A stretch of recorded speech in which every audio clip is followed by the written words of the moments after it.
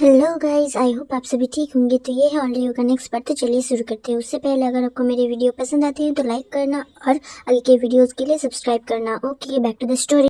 चलिए शुरू करते हैं। हम देखते हैं उस कमरे का माहौल काफी गंभीर था और सभी सोच रहे थे। तो वो जानबूझकर घर से बाहर गई थी, वो दुखी होकर नहीं गई थी। तो वो जो पूरा मामला है, मतलब सबको लग रहा था कि सिड ने उसके साथ ज़बरदस्ती करी है। उसके बाद वो गुस्सा होकर, दुखी होकर घर से चली गई है, ये बात नहीं है।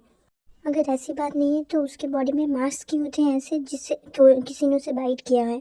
ये सवाल पूछ के रोहन ने चुप्पी तोड़ी वहाँ की। सगुन उसे जवाब देती है, हो सकता है ये फोर्स ना हो। मतलब वो कहना चाहती थी कि सिड ने आयुषी के साथ फोर्स नहीं किया है, बट उन दोनों के बीच फिजिकल रिलेशनशिप हुआ है, ये बात कहना चाहती थी वो। रोहन फिर से सगुन से बोलता है कि तो फिर सिड मना क्यों कर रहा है, वो एक्सेप्ट क्यों नहीं कर रहा है अयना को अपनी बेटी की तरह। सगुन बोलती है, यही तो मैं तुमसे कब से कहना चाहती हूँ कि उस दिन वो ड्रंक था, इसी वजह से उसे कुछ भी याद नहीं है क्या हुआ है। उसके उठने के बाद हमें अच्छे से डिटेल्स में बात करनी चाहिए उससे, ना कि तुम्हारी तरह एग्रेसिव होके, मारपीट करके, झगड़ा करके। सगुन आरू से बोलती है, तुम काफ़ी टायर्ड हो गई होगी, तुम प्रेग्नेंट हो, तुम्हें ऐसा नहीं करना चाहिए, तुम जाके रेस्ट करो। एज ए डॉक्टर मैं तुम्हारी हेल्थ में कोई रिस्क नहीं ले सकती। उसके बाद अभी आरू को ले जाता है वहाँ से। फिर जो सगुन एंड रोहन होते हैं वो दोनों भी कमरे से बाहर आ जाते हैं। बाहर आने के बाद सबको बोलते हैं कि सिड ठीक है, बट अनमोल नहीं मानती और वो बोलती है कि तुम लोगों को किसी को उसके परवाह नहीं है, इसी वजह से तुम लोग वहाँ से चले आए, पर मैं अपने बेटे को अकेले नहीं छोड़ सकती। ये बोल के वो सिड के कमरे में चली जाती है एंड उसका केयर करने लगती है।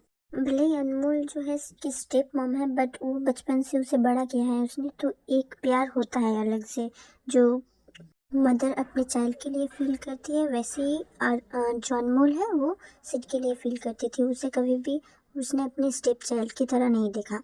जो कृष्णा थी वो अपने फादर के साथ रहती थी। Okay, back to the story. यहाँ पर सिड के फादर जो है वो सगुन से पूछते हैं कि सिड कैसा है, क्या उसकी कंडीशन स्टेबल है या फिर कोई डेंजर है उसकी लाइफ को। सगुन बोलती है, डोंट वरी डैड, कुछ भी नहीं हुआ है ऐसे उसको, उसकी लाइफ डेंजर में नहीं है, वो ठीक है। वो बस थोड़ा पैनिक हो गया है, इसी वजह से बेहोश हो गया है, सुबह तक होश भी आ जाएगा। मैंने उसे नींद का इंजेक्शन भी दे दिया है, इसी वजह से उसे अभी होश नहीं आने वाला, बट सुबह उसे ठीक होश आ जाएगा, डोंट वरी। फिर सगुन बोलती है सबको कि आप सब सो जाइए, यहाँ पर कोई भी डेंजर में नहीं है, वो ठीक है, सुबह बात करेंगे।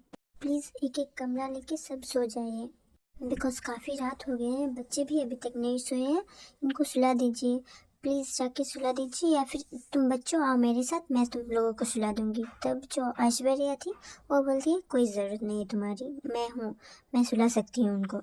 ये बोल के वो चली जाती है। तब सगुन रोहन से बोलती है कि ये क्या अभी भी हम दोनों को हेट करती है। रोहन बोलता है, डोंट वरी, जब आस ठीक हो जाएगी ना तब ये भी ठीक हो जाएंगी, ये बस नाराज़ है इस वजह से, बिकॉज आशी की जो हालत है वो मुझे अभी तक जिम्मेदार मानती है और वो मुझसे नाराज़ है, इसी वजह से तुमसे बदतमीजी से बात कर रही है, तो तुम ना चिंता मत करो, ये ठीक हो जाएंगी। सगुन बोलती है, नाराज़ होना तो बनता है, बिकॉज हम दोनों की वजह से ही जो कुछ भी हुआ है वो हुआ है। शायद मैंने ही उसे कर्ज किया था, वही उसे लग गया, इसी वजह से उसकी हालत ऐसी हो गई है, शायद मेरी ही गलती है। ये बोल के जो सगुन है वो रोहन को हग कर लेती है। एंड यहीं पर मैं यहाँ कहानी को स्टॉप करती हूँ। आई होप आपको पसंद आया होगा। प्लीज़ प्लीज़ वीडियोज़ को लाइक करें और मुझे चैनल को सब्सक्राइब करें, मुझे थोड़ा सा सपोर्ट चाहिए आपकी।